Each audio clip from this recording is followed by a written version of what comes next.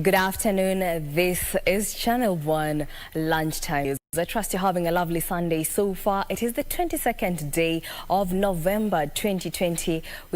We have so much in store for you this afternoon. Well, my name is Jacky Wambiru and our sign language interpreter is Lensa Odingo. To kick us off this afternoon, we head over to Hill Park Hotel right here in Nairobi, whereby the Kenya Union of Clinical Officers are discussing matters regarding the welfare of clinical officers while battling the COVID-19 pandemic. Our reporter Carol Kamau is on standby. Carol, bring us to speed.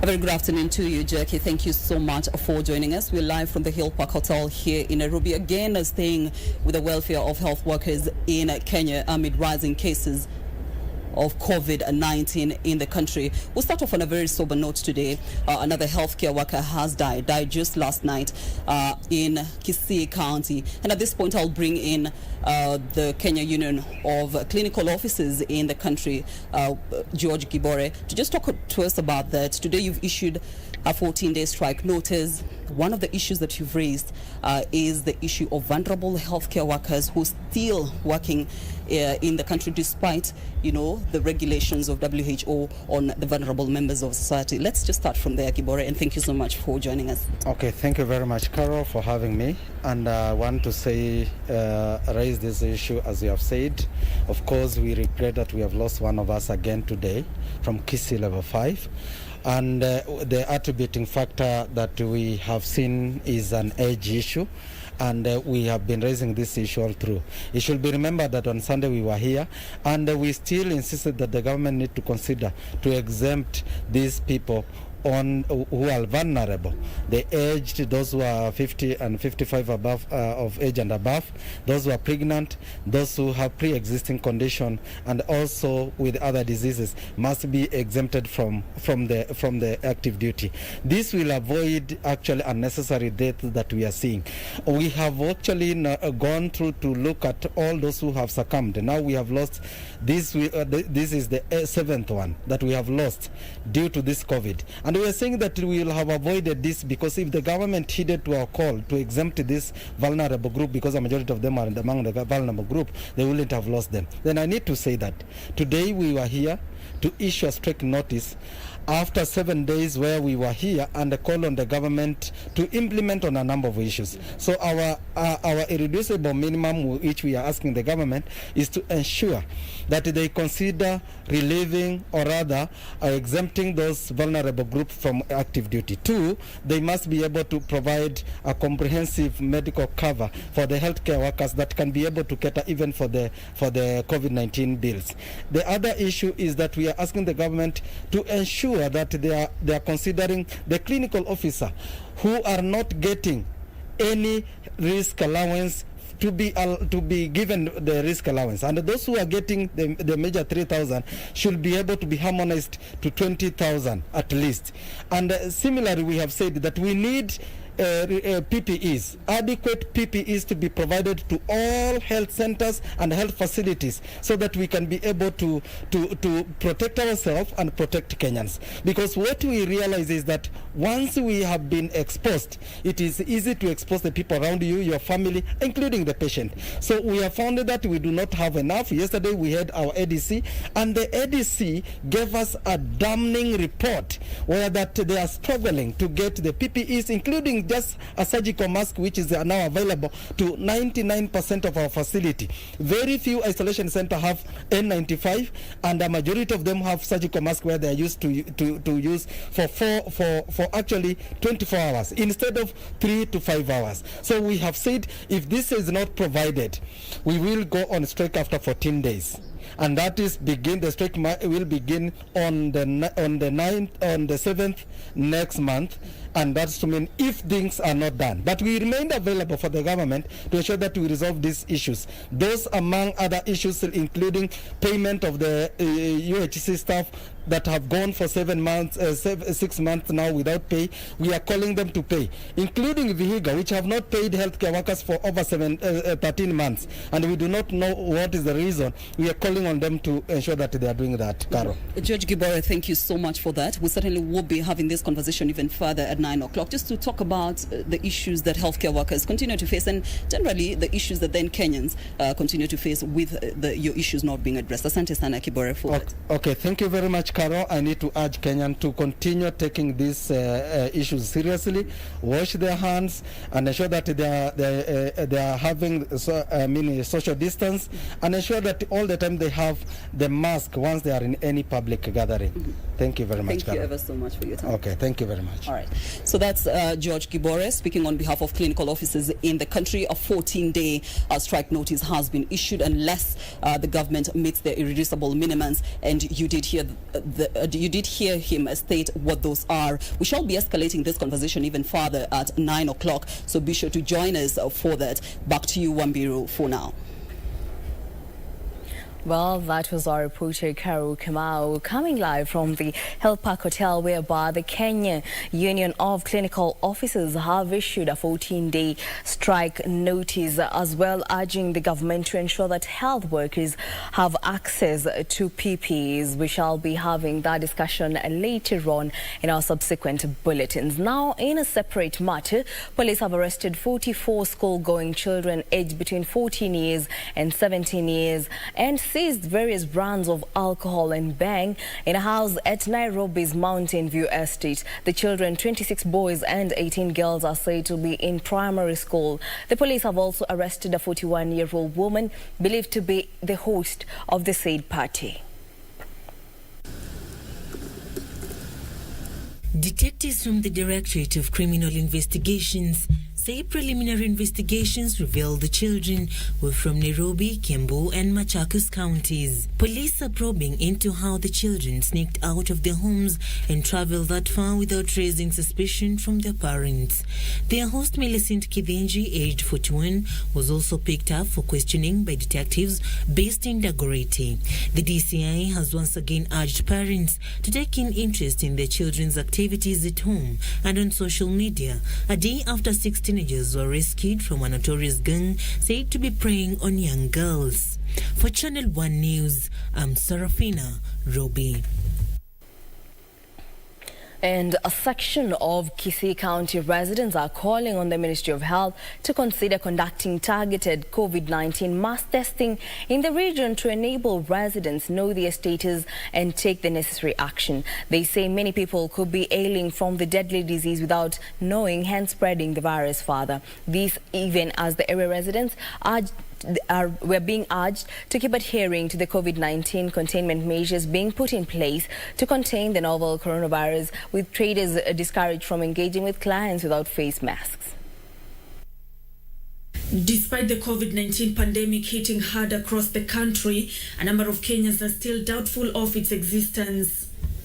It is for this reason that some residents in Kisii County have taken it upon themselves to conduct sensitization campaigns.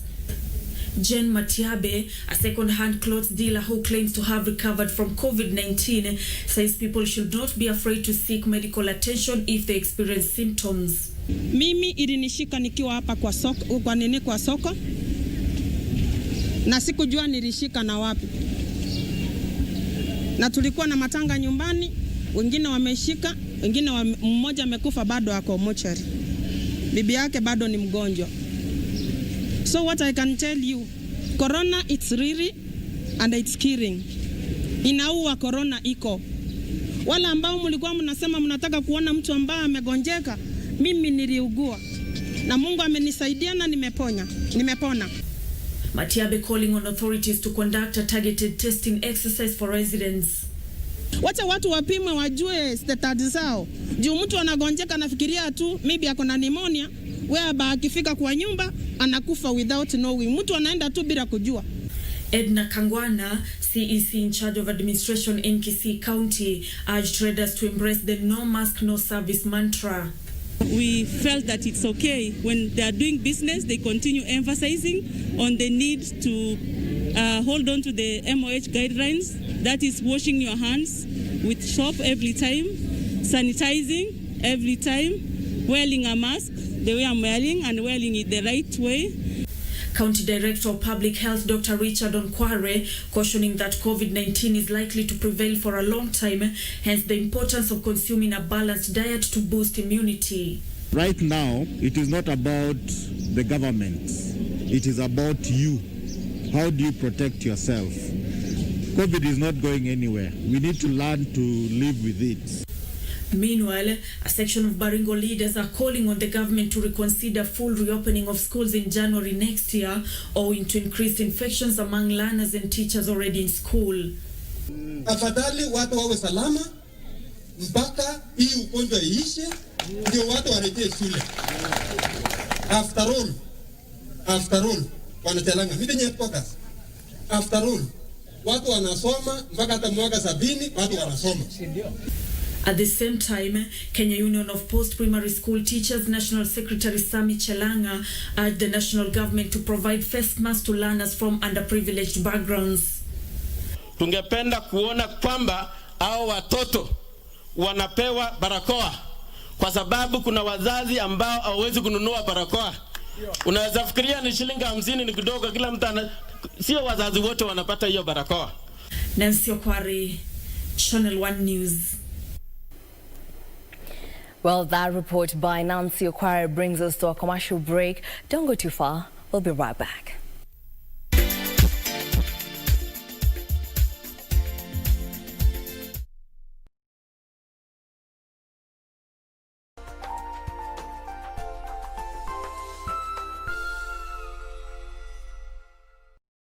When the schools shut, the textile sector came to a halt.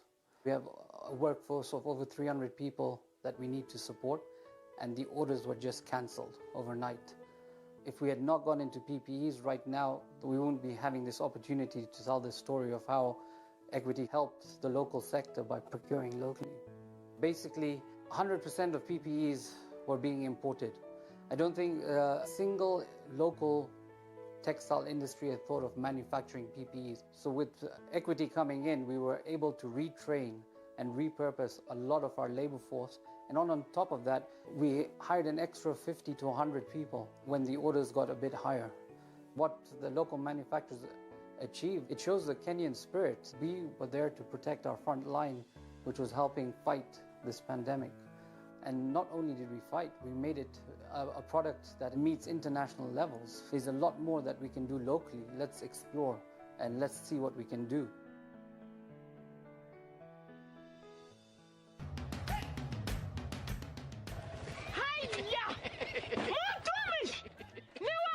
Ni mimi. Ulitoa pikipiki? Mlitani sitaomoka. Ni yako. Hii nduti ni yangu. Niliwahi pale Quickbit. Quickbit? Quickbit imekuja kusaidia wananchi kama sisi. Nilinunua 399 shillings. Juu nilikuwa the lowest unique bidder. 399 shillings. Quickbit shilingi moja unaweza nunua pizza. Shilingi 2 unaweza nunua microwave. Shilingi 5 unaweza nunua hata gari. So tupeleke huko hata mtu aende huko. Jiunga na Quickbit ni rahisi. Enda kwenye M-Pesa, bonyeza paybill kisha weka business number 4032353. Kwenye account weka kodi ya bidhaa unayotaka na bidi yako ya chini zaidi. Kwa mfano TV 16. Kisha weka shilingi 20 tu kama idadi yako. Weka bidi yako pia kwenye www.quickbit.co.ke. Kumbuka, bidi ya chini zaidi ya kipekee ndio ununua. Quickbit, bidhaa bora kwa bei ya chini.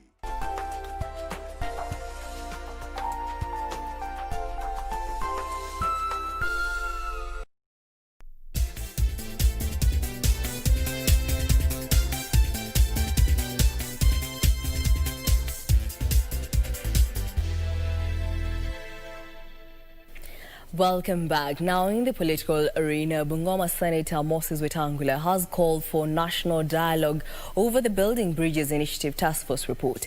Wetangula says that divergent views ought to be considered in a bid to come up with a document that will foster meaningful unity in the country. Calls for consensus building over contentious issues contained in the BBI report continue to reverberate. Kufanya declarations Bungoma Senator Moses Wetangula says the postponement of a signature collection drive provides a good opportunity for a public discourse over the report. If the postponement of that event was to continue seeking and generating greater consensus, it's a good thing, because we have just said here that there is no view of any Kenyan that is not useful. There's no view of any Kenyan that we can just sweep under the carpet. The Bungoma lawmaker calling for an end to the destructive cycle of divisive elections in the country. This country has had a deficit of unity for far too long. We've killed each other and destroyed property because of elections. I want to go to an election where the winner doesn't take it all and the loser doesn't walk away hungry.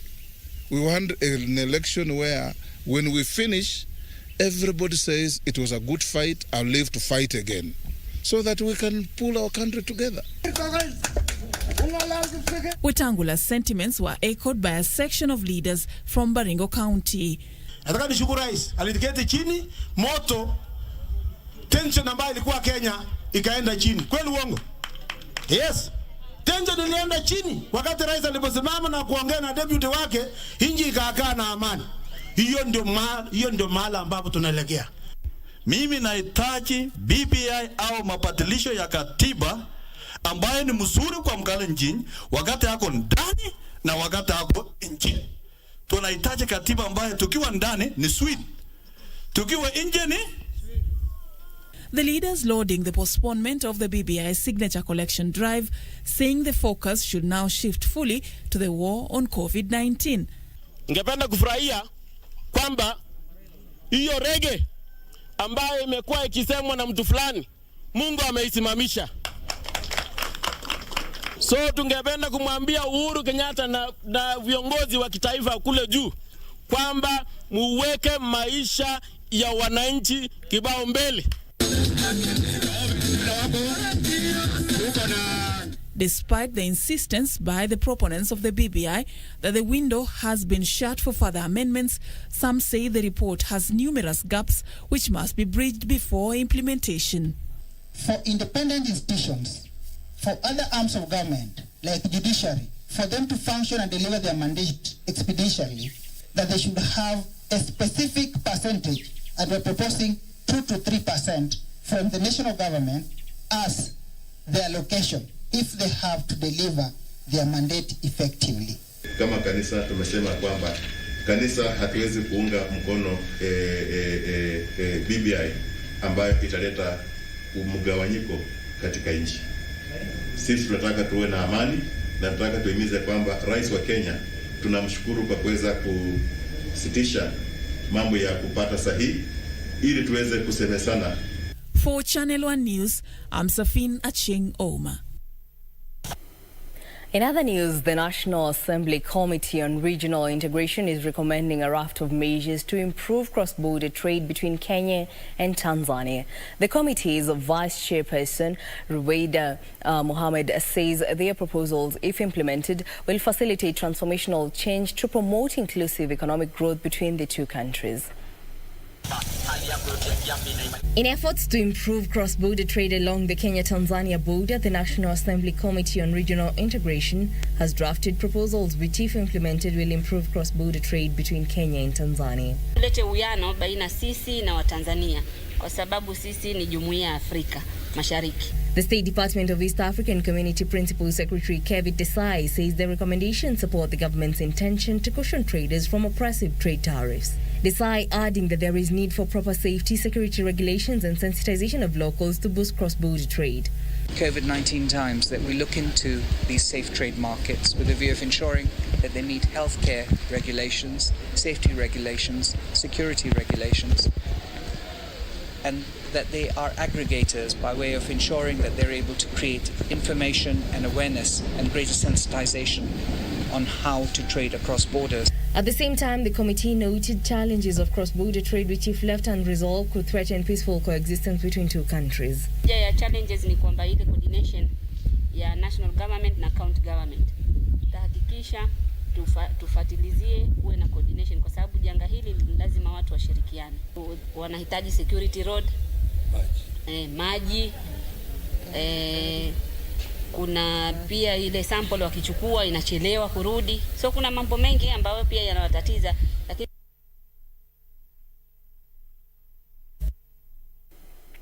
now, a section of residents in Mavoko, Machakos County, has accused the National Environmental Management Authority of failing to control industrial waste disposal in the area. The locals allege that their attempts to have NEMA address the matter has fallen on deaf ears, a situation they say has left them exposed to diseases.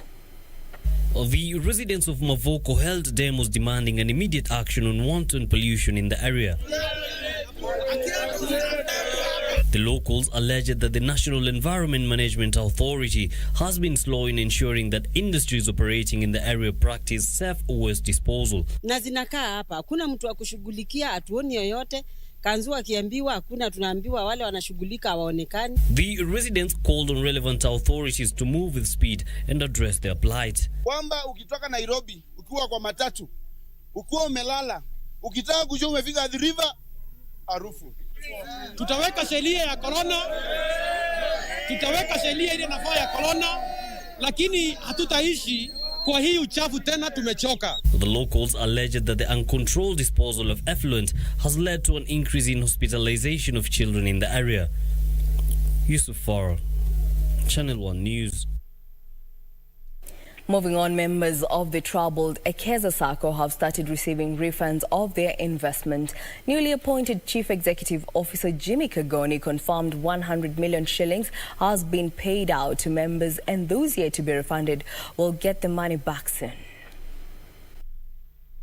Kagoni also said he has forwarded the names of 18 fraud suspects to the Directorate of Criminal Investigations for action. At the same time, the SACCO is giving members the option of acquiring parcels of land equal to the money owed in case they do not want to be compensated in cash.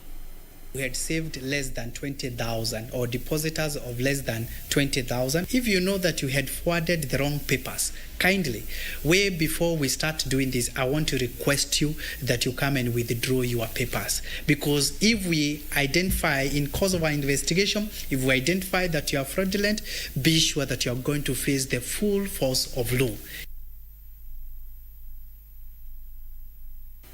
The political class is being challenged to redirect resources set aside to popularize the Building Bridges Initiative report to improving health services to effectively fight the COVID-19 pandemic. In his homily to celebrate a feast of Christ the King, Father at the Holy Family Basilica, Father Simon Peter Kamomoe called out leaders for putting efforts of reviving the economy and fighting the pandemic on the back burner at the expense of the health of the citizens.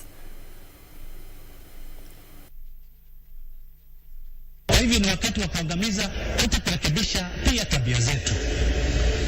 Kurekebisha tabia zetu. Kwa sababu tabia zingine si hazilingani, haziambatani watu wa ufalme wa mbinguni. Mtu ambaye hana huruma, huyo sio mtu wa ufalme wa Mungu. Kanisa limeongea, maaskofu wameongea, na wakasema ya kwamba hii ripoti ya BBI, ripoti ya BBI haifai vile ilivyo wakati huu. Lazima irekebishwe. Sura zingine ni lazima zirekebishwe kabla ya kuiletea watu wa Mungu. Kama huu wakati watu ni wagonjwa, wakati wa kuongea mambo kama ya BBI, huu ni wakati wa kusahau kila kitu na kuanza kushughulikia watu ambao ni wagonjwa, na wengine wanatabu, wengine ni wanajaa, wengine wanakufa. Hata pesa ambazo zinatumika wakati huu kwa mambo hayo ya shughuli ya BBI yanatakiwa kutumika sasa kushughulikia watu ambao ni wagonjwa. And now across borders, a judge in Pennsylvania has dismissed a lawsuit from the Trump campaign that had sought to invalidate millions of mail-in votes in the battleground state. Judge Matthew Brown said the suit, which rested on allegations of irregularities, was without merit. The move, which now dents Trump's attempts to overturn his defeat, paves the way for Pennsylvania to next week certify Joe Biden's win in the state. In the latest blow to Donald Trump, who is trying to overturn his loss in November 3rd presidential election, Trump has refused to concede and made allegations of widespread electoral fraud without providing any evidence. I won, by the way, but, we'll find that out. Biden is projected to defeat President Trump 306 to 232 in the U.S. electoral system, which determines who becomes president far above the 270 he needs to win. The Trump campaign has lost a slew of lawsuits contesting results from the election, and their latest efforts focus on stopping the swing states that handed Biden his win. In the ruling, Judge Brown said that the Trump campaign had tried to disenfranchise almost 7 million voters. He said his court had been presented with strained legal arguments without merit and speculative accusations. Few Republicans have called on the president to concede, but he is yet to accept the results. Saturday, the Trump campaign called for another recount in Georgia, a day after a by-hand recount confirmed Biden's win in the state.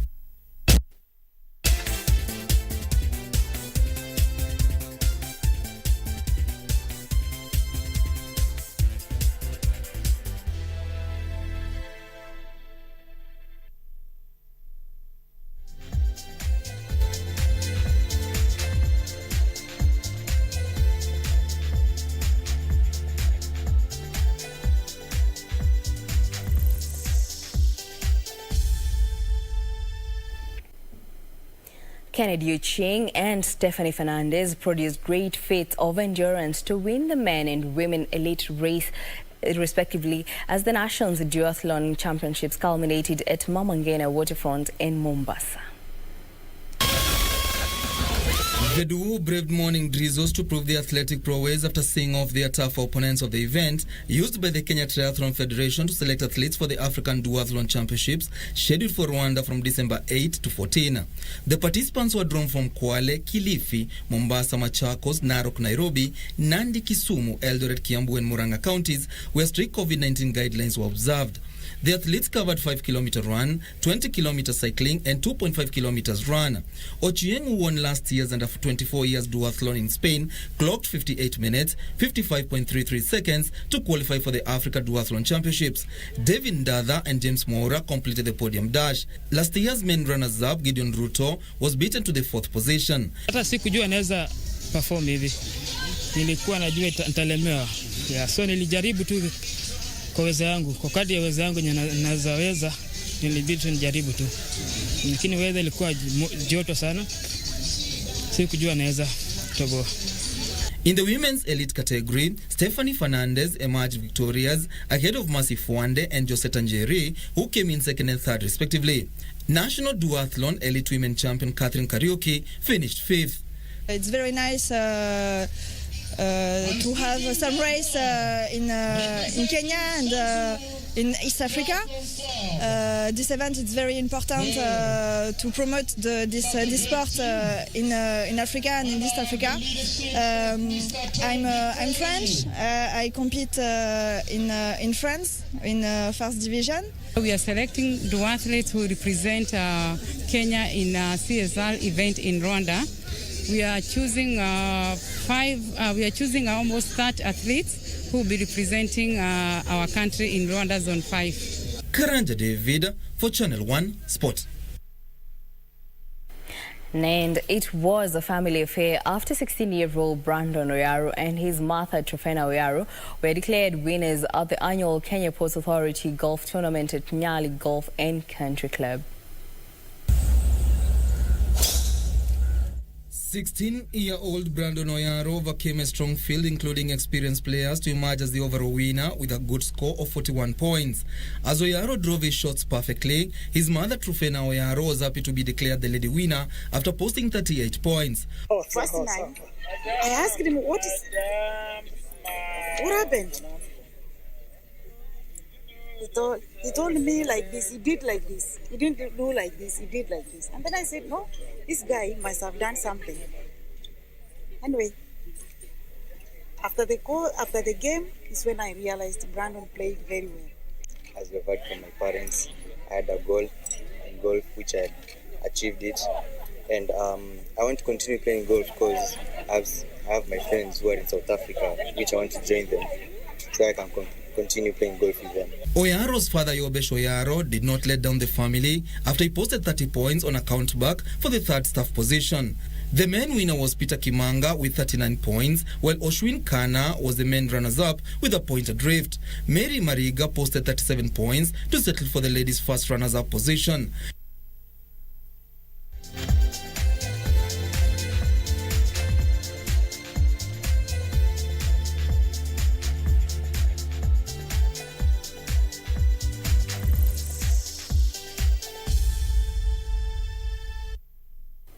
Well, that brings us to the end of our bulletin this afternoon. For more news, check out our website at kbc.co.ke. My name is Jacky Wambiru. Our sign language interpreter has been Lensa Odingo. Enjoy the rest of the day.